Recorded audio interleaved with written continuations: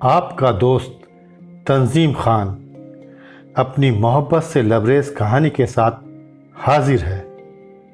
मेरी कहानी मेरी ज़ुबानी। मोहब्बत के हसीन पल लिए यादों के साए में गोमती किनारे दिल पुकारे। डॉक्टर शैलेश अपने पेशेंट की सर्जरी करके अपने चैम्बर में आराम कर रहा है। आज उसने जिस पेशेंट की सर्जरी किया है वो बहुत सीरियस कंडीशन में है।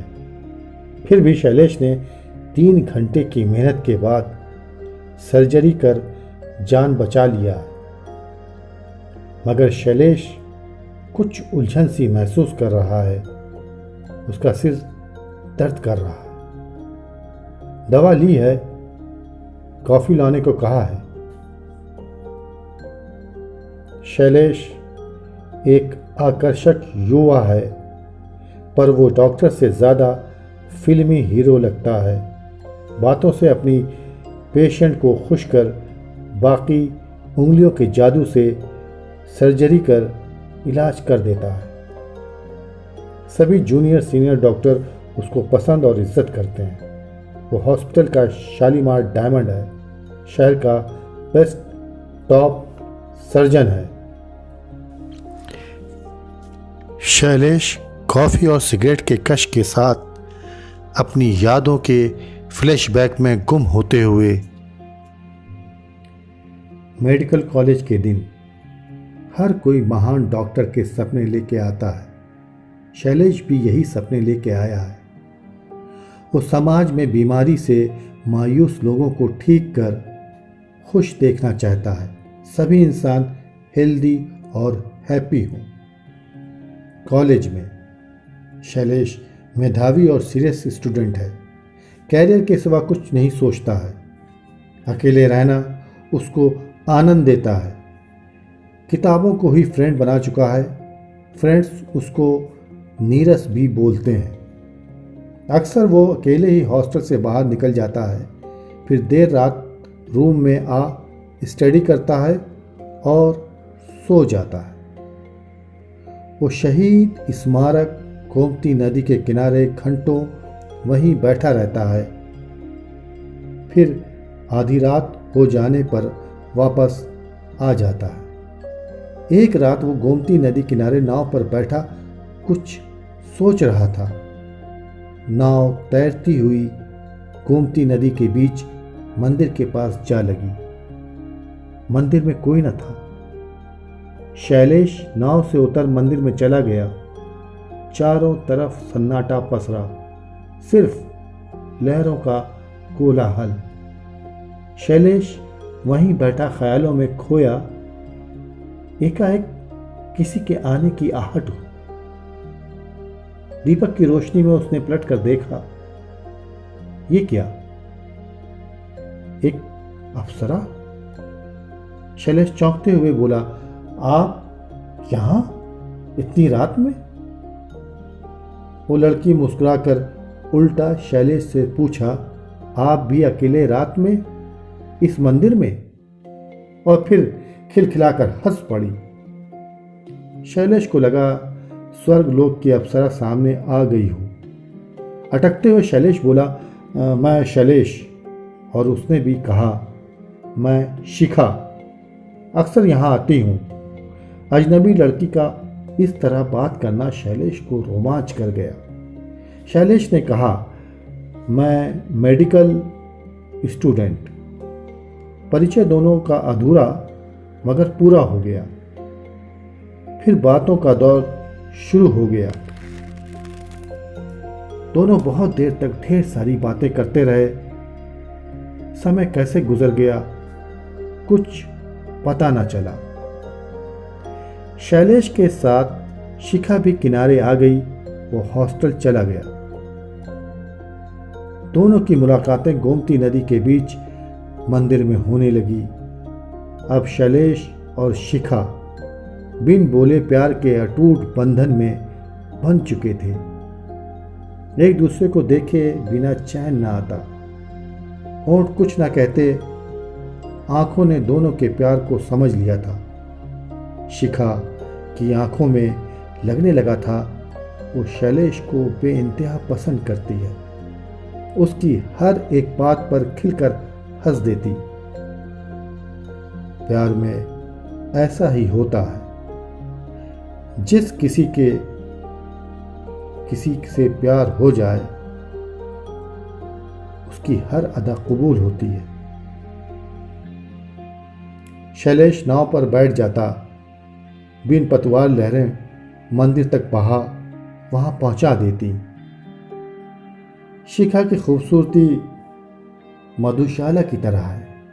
नशीली आंखें, होंठ, रोशन चेहरा, जिस्म ऐसा जैसे पत्थर की मूर्ति को गढ़ा जाता है। सभी उस पर मोहित हो जाएं। संपूर्ण भारतीय नारी की छवि है।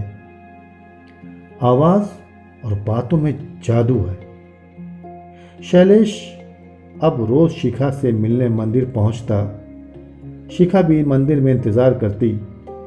दोनों के प्यार के साक्षी मंदिर के भगवान। शिखा शैलेश रात भर मंदिर में गुजार देते और सुबह होने से पहले वो शैलेश को विदा कर देती। अब तो शैलेश शिखा के प्यार और मुलाकात में इतना डूब गया कि उसकी मेडिकल की स्टडी पर असर पड़ने लगा। वो ज़्यादा समय शिखा के साथ और दिन रूम पे सोने में गुजार रहा है। क्लास भी मिस, अटेंडेंस भी कम हो गई है। शैलेश इस बात से बेखबर राज शिखा से मिलने गोमती नदी मंदिर चला जाता है। चांदनी रात में दोनों जिंदगी जीने के कसमें वादे और सपने सजोते।